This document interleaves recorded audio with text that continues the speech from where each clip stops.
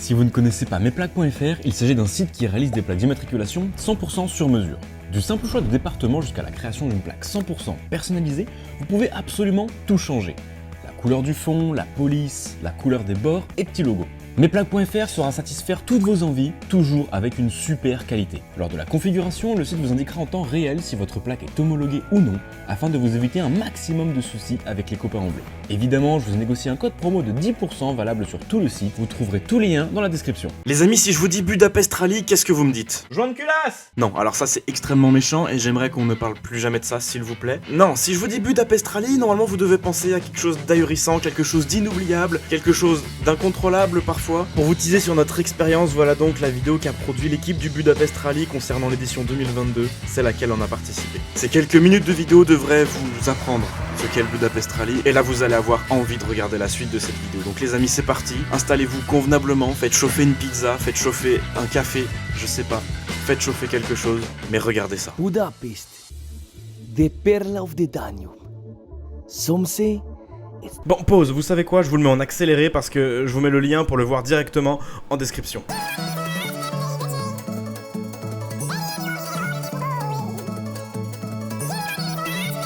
Voilà, ça c'était le Budapest Rally 2022. Maintenant je vous propose ma version. Nous, notre histoire elle commence en mai 2022, date à laquelle l'organisation du Budapest Rally me permet d'organiser un concours. C'est un certain Dylan qui gagne le concours, qui me dit qu'il a une 106 un peu débile, et là je me dis ok, l'aventure se rapproche très rapidement. Avance rapide, moi je suis obligé de faire un petit peu de mécanique sur la Porsche 944 avec laquelle je veux participer, parce qu'elle est encore loin d'être capable de pouvoir faire le Budapest Rally. Il est dans moins de 2 mois. Évidemment, je négocie avec l'organisation du Budapest Rally pour également faire rentrer Maël, Lucas et Valentin avec la Saxo VTS de Lucas. Vous les connaissez, vous les reconnaîtrez quand vous verrez leur tête. Là, le temps s'arrête un petit peu, plus rien n'avance, quand tout à coup Dylan m'envoie « Salut, si tout se passe bien, on arrive dans 38 minutes !» Eh les gars, ça y est, je me suis réveillé, c'est le jour du Budapest Rally, je vais réveiller tout le monde. Ok. Allez, debout, c'est Budapest Rally! moi je suis déjà réveillé. Bonjour. T'es prêt? Non. Allez, tout le monde en voiture. Eh, ils sont pas du tout prêts. Nique ta mère, Pékial. Le Budapest Rally, c'est 3 départs. Lyon, Paris et Bruxelles. Évidemment, vu que j'habite à Valence, le départ le plus proche, ça va être Lyon. Donc là, l'objectif du premier jour, c'est déjà de se rendre à Lyon. Ça se fait, mais ça coûte cher. Il est tôt, on n'a pas suffisamment dormi, on va pas s'enquiquiner, on prend l'autoroute. Et c'est là qu'on se rend compte que la Porsche, ça va être une galère pendant les 2 prochaines semaines. Si elle tient 2 semaines. Il y a de la fumée qui sort de la voiture là. Et du coup, oui, la Porsche, elle a commencé à prendre feu sur l'autoroute à seulement 100 km de Valence. J'ai décidé d'ignorer le problème et de continuer la route. C'est donc ainsi qu'on est miraculeusement arrivé à Lyon, qu'on nous a distribué les stickers, qu'on a rencontré d'autres équipages et qu'on a pris le départ du Budapest Rally pour la 2e fois de la journée. Forcément, vu que ma voiture est ultra fiable, il faut absolument que je fasse ce genre de conneries dès le premier jour, c'est logique. Et là, forcément, on le savait pas encore, mais la Volvo qui vient de passer et la Golf qui est juste derrière la 106, et bah ça va être nos copains. On s'est même revus après le Budapest Rally, parce que c'est aussi ça le Budapest Rally. Je dirais que c'est d'abord des rencontres. Première étape, Cluny, c'est là où on fait les Cluny-Lingus, c'est une blague. Parce que le Budapest Rally, en fait, c'est plein d'étapes, plein d'épreuves dans chaque étape de ville, et la Cluny. Du coup, c'est à Cluny qu'on a fait plus ample connaissance avec les occupants de la Golf GTD, et c'est là qu'on s'est rendu compte qu'ils étaient aussi stupides que nous. Bon les copains, un des buts d'aujourd'hui, de cette première journée, c'est de trouver genre une mascotte. Tout le monde a trouvé une mascotte, pas nous, mais là ça y est, j'ai eu une illumination, on va voler un enjoliveur à quelqu'un. Enfin, il a l'air bien fixé quand même. Oui, c'est bien Anthony. Rends tes ancêtres fiers, c'est excellent. Vole des trucs pour le bien de tous, oui. Waouh, c'est à la limite du ridicule. Bref, sur une note plus positive, voilà notre cri de ralliement de cette édition 2022 du Budapest. Branle-moi! Et voici complètement hors de contexte quelques dérapages sauvages qu'on a fait sur les graviers. 20 minutes later. Bon du coup les copains, ça y est là on arrive Au départ en fait du Budapest Rally, Trouver une mascotte, le nouveau Noupi, c'est pas très légal. Bon les gars, vous l'avez compris, le vrai départ du Budapest Rally aura en fait lieu demain. Donc les deux départs que vous avez vus dans la vidéo jusqu'à présent, c'est pas les vrais départs, c'était juste des départs en fait de nous-mêmes. Hein, finalement, c'était d'abord de Valence, puis de Lyon, puis... Oui, là c'est bien Frank My Life qui nous offre 2 bières. Wow. on est bien accueillis là je crois déjà, ça commence bien. L'alcool avec modération toujours. Welcome, bienvenue au Budapest Rally. Super content de t'avoir parmi nous. Bon, alors le Budapest Rally qu'est-ce que c'est? Ah, il y a la boîte à Lambert. Bonjour. Si vous avez suivi un petit peu l'actualité de Franck de Movie Car Central, vous savez que Helmut Fritz nous a gratifié de sa présence cette année. Et à la fin du 2e épisode, vous aurez un petit concert privé, pas piqué bientôt quand même. Regarde ce qu'il y a marqué sur la porte quoi, c'est débile. Et son résus sanguin, c'est V+, c'est vodka. C'est beaucoup plus humain que d'autres rallyes que j'ai pu faire. Les gens sont là parce qu'ils ont juste envie de kiffer leur race et d'être en vacances et d'ailleurs profite un peu, arrête de travailler là, comme ça. Bon, au final, je me rends compte que Franck avait tout à fait raison. Il faut profiter, mais avant de profiter, il faut monter la tente. Et ça, je sais pas faire.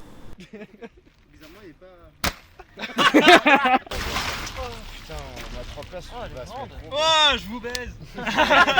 Et c'est ainsi que s'achève la toute première journée, la journée 0, la journée prototype de ce Budapest Rally 2022. Maintenant, on va dormir. Il y en a qui sont allés faire la fête, nous on est allés dormir, on était tous morts.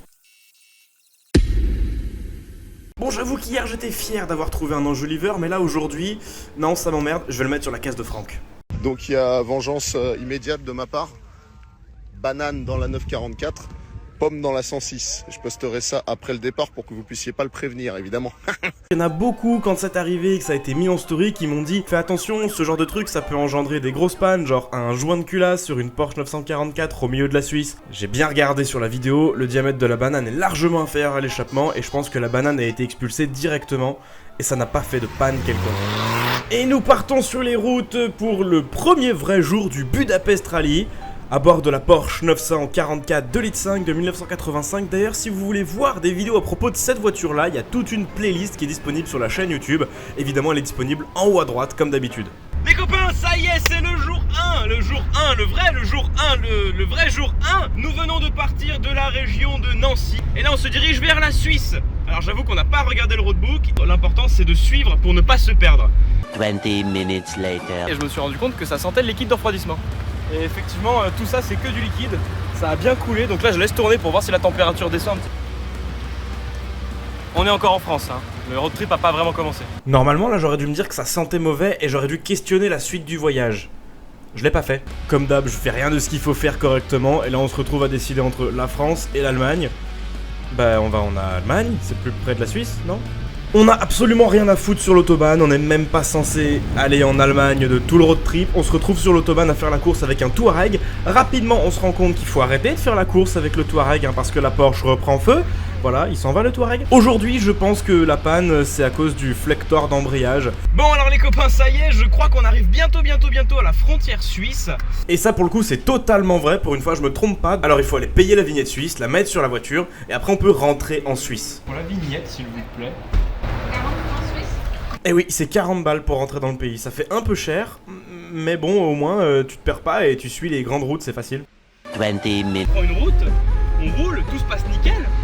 On arrive en plein centre-ville de Basel et là je vois un panneau avec marqué Colmar. C'est bizarre, le GPS nous indique d'aller à Colmar, c'est trop bizarre. On dézoome sur le GPS et on se rend compte que le GPS nous mène à Colmar. Là, tout ce qu'il faut comprendre comme morale de l'histoire, c'est qu'on sait pas se servir d'un GPS et qu'en prime, on a perdu 2 heures de notre temps.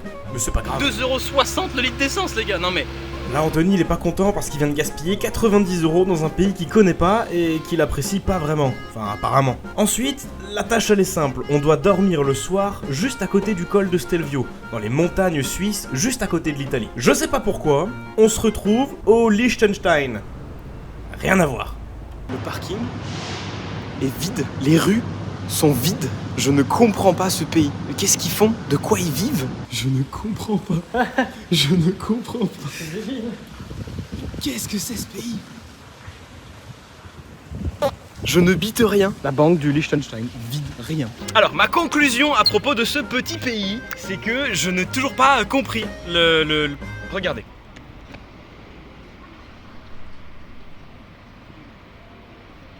Je ne comprends pas ce qui se passe dans ce pays, je ne comprends pas ce qui se trame. Si vous le savez, mettez-le en commentaire parce que moi je ne comprends pas. Il faut savoir qu'ici un cocktail c'est 19 €. Allez, c'est bon. Allez, à 3, dites fraude fiscale. 1, 2, 3. Fraude fiscale. Le Liechtenstein, c'est 40 000 habitants pour plus de 70 000 entreprises implantées et un taux d'imposition parmi les plus bas au monde. Ce qui répond, je pense, à la plupart de mes questions. Bref, retour à la suite de notre périple. Après quelques minutes de route, on est de retour en Suisse, évidemment parce que le Liechtenstein il fait genre 8 km², et on prend la destination de notre lieu de camping du soir. Ça s'annonce à être excellent, il y a beaucoup de routes de montagne, ça va être très très joli. Voilà. L'air frais de la nature. Mais il n'y a rien de tel pour se ressourcer quoi. Genre là, mes poumons. On n'a pas eu de panne encore. Mais ferme-la! Oh, ils sont gros les chiens dans ce pays. Oh. Malheureusement, qui dit route de montagne dit montée. Qui dit montée dit le circuit de refroidissement peut prendre un petit peu de pression. Et comme vous l'avez vu en début de journée, déjà le refroidissement c'était pas ça. Ben là c'est pas mieux. L'eau est dans le rouge, genre elle est le plus haut possible. Et vu que moi quand je conduis, ben le volant il est pile devant la température d'eau, j'ai pas vu. Il y a encore du liquide j'ai l'impression, donc je crois que juste elle a chaud quoi. Je crois que là sur le moment avec l'excitation et l'angoisse, je me rends pas trop compte de ce qui est en train de se passer. Je me dis juste que la voiture a chauffé, point. Mais malheureusement l'histoire va beaucoup plus loin que ça. Mais forcément, vous l'avez compris, depuis le début du périple, dès que j'ai le moindre red flag, je me dis c'est rien, tranquille, et puis j'y vais quand même. Waouh, mais c'est incroyable! Wow! Et du coup, si vous posez la question, là on est environ à 2400 mètres d'altitude. C'est énorme, j'ai vu le panneau, en vrai c'est très haut déjà. Bon après, je vous rassure, c'est pas ça qui va nous empêcher de profiter du paysage. Regardez, c'est incroyable. Wow, mec, regarde la cascade!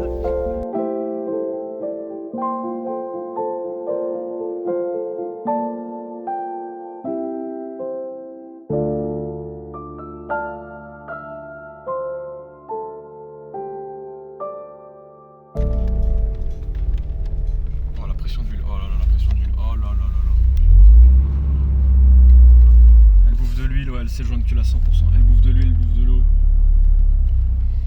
Là, on va déjà prendre 5 minutes pour souffler et puis on vous fait un petit récap tout à l'heure. Et en tout cas, le cadre a l'air incroyable. C'est de la basse lumière, je sais pas si tu vas gérer, mais en tout cas, c'est incroyable, c'est magnifique. La première journée du Budapest Rally avec la Porsche 944 s'achève comme ça. On apprend que la voiture fait un joint de culasse. Elle bouffe de l'eau, elle bouffe de l'huile. Là, clairement, ce soir, j'ai pas envie de faire la fête.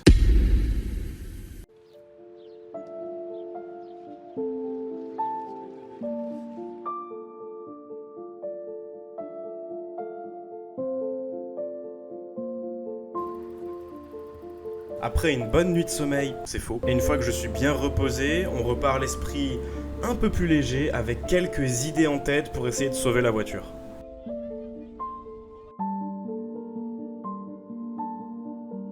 On essaye de purger, de remettre du liquide, de repurger, de remettre du liquide.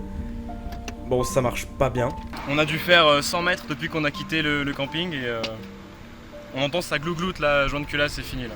En tout cas, un grand merci encore une fois à Lucas et Valentin qui m'ont beaucoup aidé sur cette étape-là. Malheureusement, le sort de la voiture était quand même bouclé et j'ai juste passé la journée au téléphone avec l'assistance. J'étais parti pour un road trip, là actuellement je suis en Suisse. Je vous épargne les détails et je vous partage un petit peu ce qu'ont vécu justement Maël, Lucas et Valentin ce jour-là, pendant qu'on était dans le minibus des organisateurs et qu'on n'a pas vu le paysage.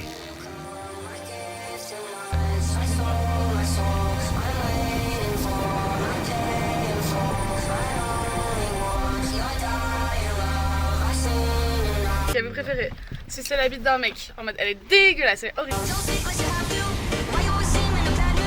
Ou bien, tu rentres dans une toilette, c'est rempli de diarrhée, et tu dois tout lécher jusqu'à ce qu'il n'y en ait plus.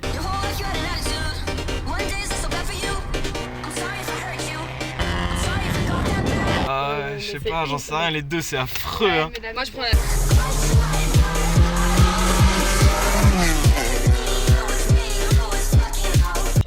Vous êtes grossière aujourd'hui. Va papa. Non, je rigole. En vrai, c'était pas si mal. Juste que j'ai passé la journée au téléphone avec l'assistance. Mais par contre, j'ai mangé pizza Et ça, c'était bien, c'était une bonne partie de la journée. Avance rapide dans la seule partie qui était vraiment très chouette pour moi du coup ce jour-là, l'arrivée au camping. On était dans les Dolomites, une région montagneuse de l'Italie, et c'était vraiment putain de magnifique. Et quand même heureusement que les copains étaient là pour faire passer un petit peu la pilule. J'avais quand même du mal à passer un bon moment, mais Lambert m'a fait un chouette cadeau. Guerrier là. Oh, elle défonce. On la garde. Tu te pointes dans le garage, le gars il fait je veux un joint de culasse mort. Qu'est-ce qu'il a fait? Ça n'a aucun sens. Il te regarde déjà comme ça, genre. Le premier garage qu'on a fait nous a envoyé vers un vendeur de pièces. Ouais, mais là on aurait ramené un joint de culasse neuf. Je peux aussi vous dire qu'on a vraiment énormément rigolé cette soirée-là. Par contre, je peux pas vous mettre ça sur YouTube parce que c'est des petits secrets entre équipes du Budapest qui peuvent pas sortir du Budapest. On le nique. On le fume ou pas? On le fume. Et je peux juste vous dire que Sacha il a kiffé sa soirée.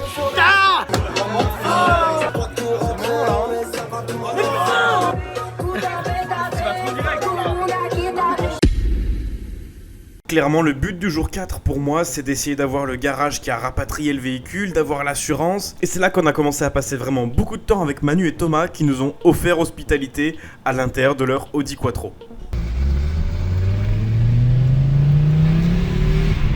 Aujourd'hui, on traverse l'Italie pour aller jusqu'à Venise. Et pour ce faire, on traverse l'Italie pour aller jusqu'à Venise. Et c'est beau l'Italie. Mais il fait chaud en Italie, wow. Et on a été bloqué à Slack pendant quelques instants parce qu'on s'est fait engueuler par la police, tout simplement parce qu'il y a quelques participants du Budapest Rally qui se sont dit que c'était cool de se laver avec du shampoing et du gel douche dans un lac classé en parc naturel. Bien sûr, j'approuve pas et je vous invite à pas le faire, c'est plutôt logique. It's not possible that show. Yes, okay? we told them. You respect, please, the lake and you respect the Italy. La situation s'est un petit peu envenimée quand les mecs qui se douchaient ont commencé à se moquer des flics. Soyez respectueux le plus possible, ce sera juste mon petit message. Surtout quand vous voyagez à l'étranger parce que là c'est la réputation de tout un pays qui est en jeu. On dirait pas mais on l'a vraiment compris à ce moment-là. Go back to your country and do what you did today to this beautiful lake and this beautiful nature in your country. Et nous, vu qu'on est des mecs bien, on a fait une activité beaucoup plus sympa, un concours de ricochet. Aïe. Ah oui. Mais vu que je suis super mauvais, ça s'est transformé en pétanque dans la vase. Normal. Encore un petit peu de route avant d'atteindre notre point de ralliement, j'ai nommé Venise. Et évidemment à Venise, on avait des trucs à visiter.